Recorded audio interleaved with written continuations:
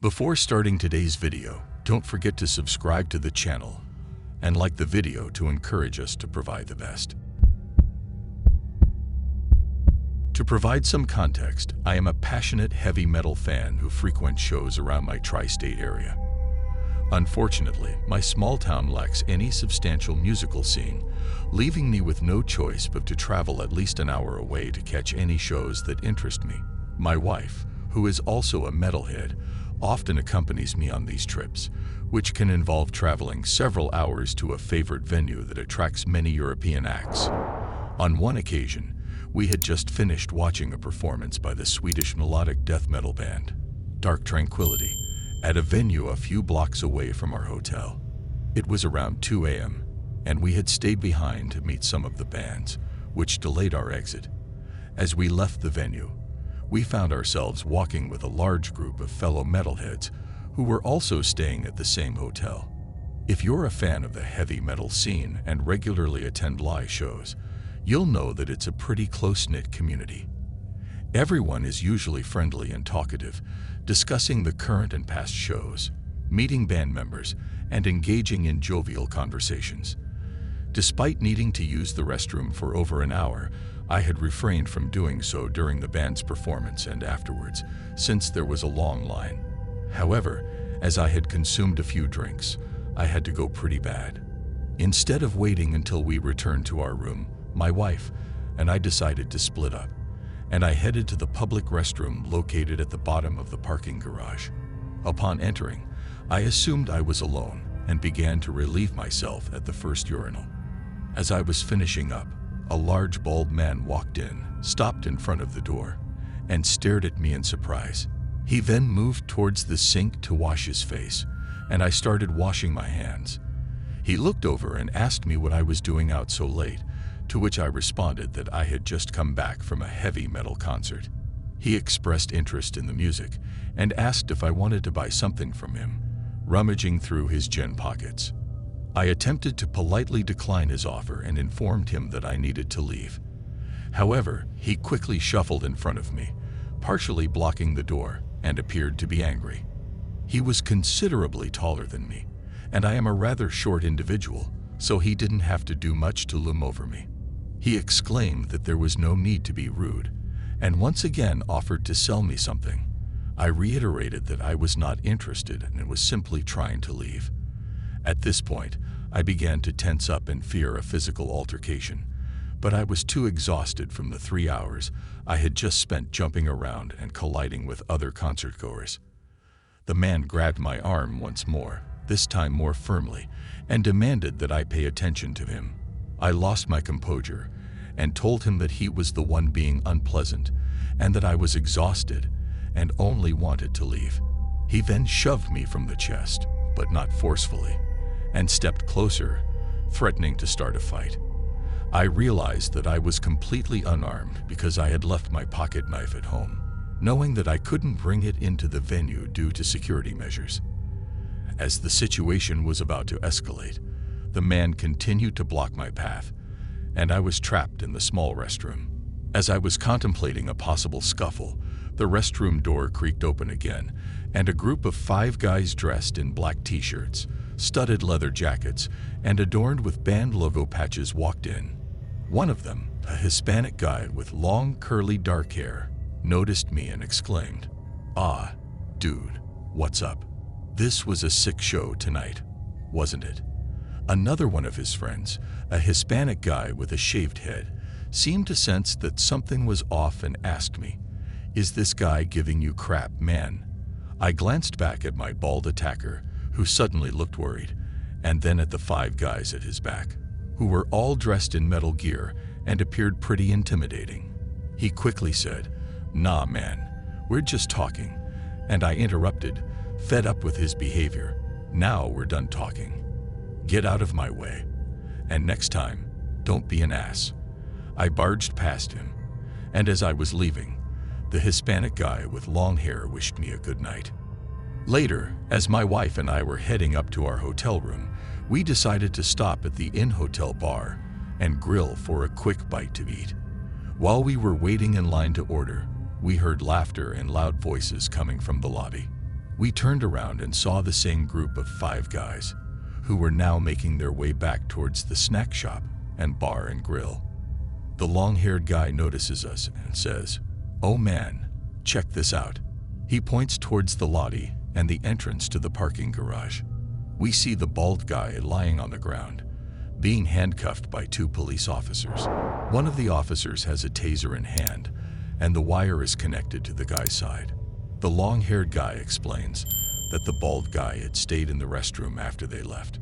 One of the metal concert guys noticed a police car parked a few aisles away and went to tell the officer that a guy in the restroom was acting strange and threatening.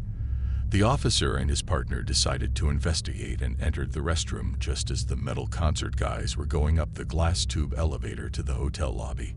The officer and his partner heard shouting and looked down to see the bald guy being dragged out of the restroom. There was a scuffle, and the officer tasered him. All we could see from the window was the bald guy being handcuffed and dragged to the police car. We all had a good laugh about it and talked while we waited for our food. The metal concert guys were nice, and I even connected with one of them on Facebook. We still chuckle about the bald guy from time to time. On the night of my sister's wedding, my boyfriend and I found ourselves in a bit of a predicament when the hotel we had booked realized they were overbooked. It was almost 11 p.m. on a Saturday night, and we had to search for another hotel room. We drove around the town for what seemed like an eternity until we finally stumbled upon a vacancy at a Super 8 hotel. Although the area wasn't the best, the rooms were clean enough for our stay. After we settled in, my boyfriend, who had had too much to drink at the wedding, passed out cold. Back then, I used to smoke a little, so I brought some with me and began to watch TV. At about 12:30 a.m., there was a sudden, loud bang on our hotel room door. I was so startled that I almost fell out of bed. The banging continued relentlessly, shaking the door and stopping my heart.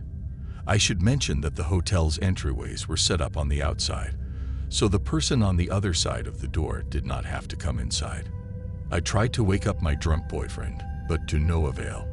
The loud banging continued, and all of a sudden, the man on the other side of the door started screaming and yelling in another language, possibly Creole with an island accent. His wailing was so loud and haunting that it scared me to the core. To this day, I cannot fully describe the gut-wrenching sound of his wailing.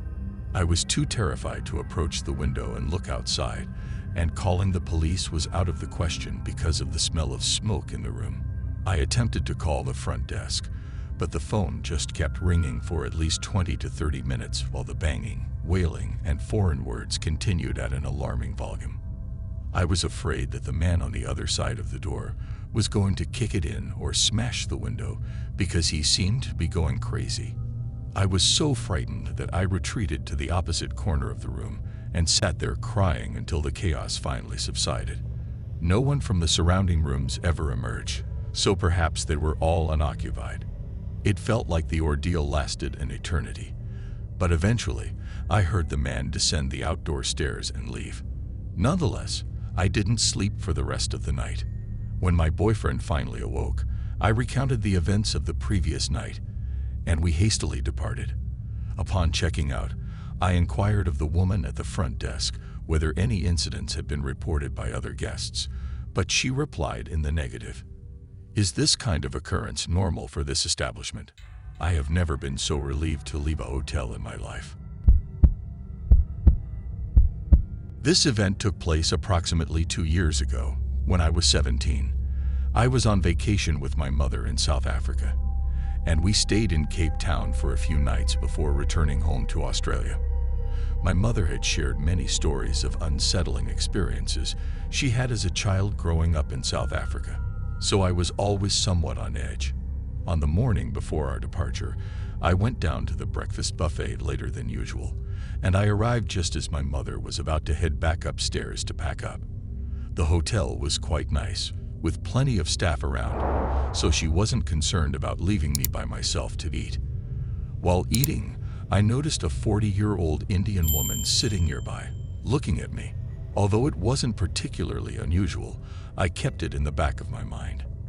After finishing my meal, I got up to go to the elevator, and strangely, the woman followed.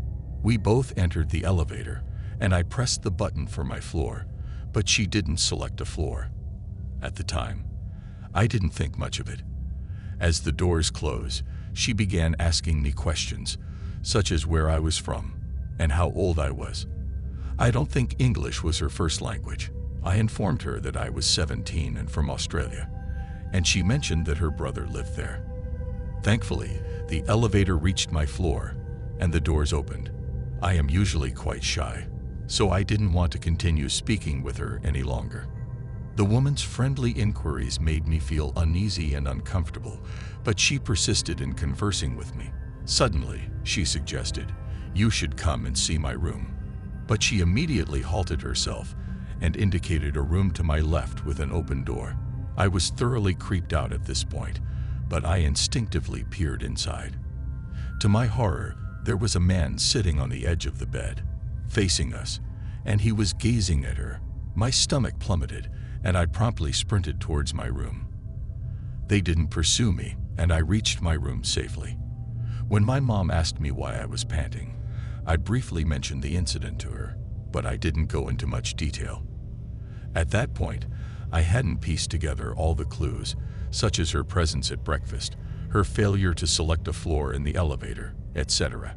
I'm uncertain about what might have happened if I hadn't been as suspicious of her initially, or if I had entered that room. However, I'm certain that it would have been something incredibly nefarious. During my college days, I worked at a Holiday Inn in Omaha, Nebraska as a bellman. However, sometimes I worked at the front desk. One day, a man with an unusual appearance approached the desk. He was dressed in 1970s-style clothes and looked like a creepy version of Dan from The Good Guys. He had aviator glasses, greasy hair, a receding hairline, a mustache, and walked with a severe limp using a cane.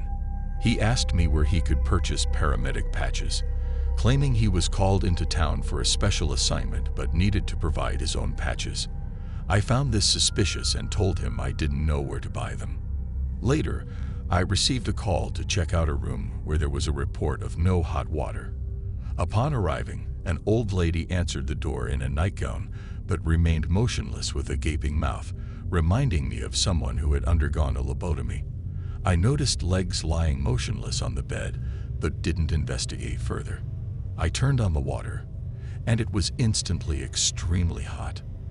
I informed the old lady that the hot water was working fine, and she didn't say anything.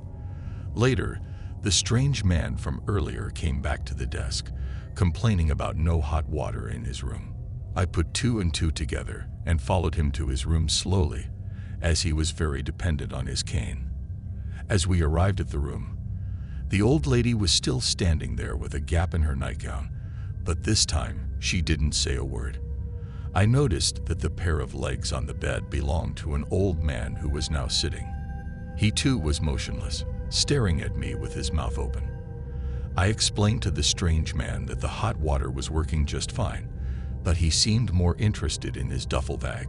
From it, he pulled out a stuffed Bugs Bunny doll and held it out to me. I reached for it, but he quickly pulled it back. He repeated the same action, and I hesitantly tried to grab it again, but he wouldn't let me have it. The old man and woman kept staring at us, smiling with their mouths open and making strange laughing sounds. The man then took out a Donald Duck doll and offered it to me, but I didn't reach for it. He kept holding it out, so I eventually reached for it, but he pulled it back again. Feeling uneasy, I slowly backed out of the room, wished them a good stay, and never saw them again. This is a particularly eerie tale from my aunt's time as the general manager of a fairly bustling hotel in Sacramento, California. It was an otherwise normal and quiet weeknight when a guest contacted the front desk, claiming that someone had been sent to check on her air conditioning. There was a maintenance worker stationed outside her door who insisted he needed to enter her room to work on it. Despite using the air conditioning earlier that day with no issues, the guest had a bad feeling about the situation and called the front desk to verify that the hotel had indeed sent someone. The attendant advised her to lock her door as securely as possible and immediately contacted hotel security, who promptly rushed to her room. However, upon arrival, the worker was nowhere to be found. The guest later recounted a relatively uneventful night. She had gone out for dinner, returned to the hotel, relaxed in the hot tub for a bit, and then made her way back to her room. Roughly 20 minutes later, the man knocked on her door. After reviewing security footage, the hotel staff observed her sitting in the hot tub alone. They watched her exit the tub, and approximately 10 seconds later, a man emerged from the bushes behind her and headed in the same direction. The staff were unable to identify or locate the individual and did not receive any further reports of a fake handyman. Tonight, an incident occurred involving my wife while she was working as a front desk clerk at a busy hotel catering mostly to business clientele. As usual, I accompanied her to work for Wi-Fi, coffee, and television. 3 weeks ago, a man staying at the hotel long-term interrupted my television show. He claimed to be sober from alcohol for 36 months, but took a lot of pills and had a cast on his hand from hitting a wall. He spoke about fundamentalist Christianity and the 2012 prophecy, and I sensed that he had issues. He had called an ambulance last week for an overdose. Tonight, while I was out with friends, the man called the hotel front desk and asked my wife to call the police, claiming someone would be hurt in 90 seconds. When my wife asked if anyone was hurt, he said no, but still demanded that she call the police. He then proceeded to go to the dining room with a gun. My wife and the assistant manager went to check on him. And the next thing my wife knew, the assistant manager was face down on the carpet with the man still holding the gun. The man then pointed the gun at my wife. Unfortunately, my presence at the hotel was discouraged by the hotel manager, who didn't want to make the guests feel uncomfortable. The man continued to point the gun at my wife until he got distracted by something, and she managed to get behind a wall. The police arrived, and eventually a shot was fired, but my wife didn't know who pulled the trigger first. Currently, she is giving her statement at the police station, and I am writing this from a nearby McDonald's parking lot. When I was around 11 years old, my family and I were on vacation and had stopped for the night at a hotel in Flint. As a kid, I was excited to use the hotel pool, but my dad didn't want to go, so my mom reluctantly took me. Initially, we were the only ones there, but 2 boys who were slightly older than me soon joined us. Being a shy kid, I mostly kept to myself and swam from one side of the pool to the other. My mom eventually left me alone and went into the sauna. Although I felt a bit uncomfortable with the 2 boys looking at me, I tried to ignore them and continued swimming. However, they started catcalling me and asking me to come to them. I refused and tried my best to ignore them, but suddenly, one of them tackled me from above and held me underwater for a while. I was terrified and struggled to free myself, but eventually they pulled me out of the water and made inappropriate comments while trying to pull down my swimsuit. I was crying and squirming around, but they threatened to dump me under the water if I raised my voice too high. I somehow managed to escape and ran to the sauna, but I didn't tell my mom what had happened, and even now, I'm not sure why. Thank you for watching today's video. If you enjoyed it, please consider liking and sharing it to support me. The best is yet to come.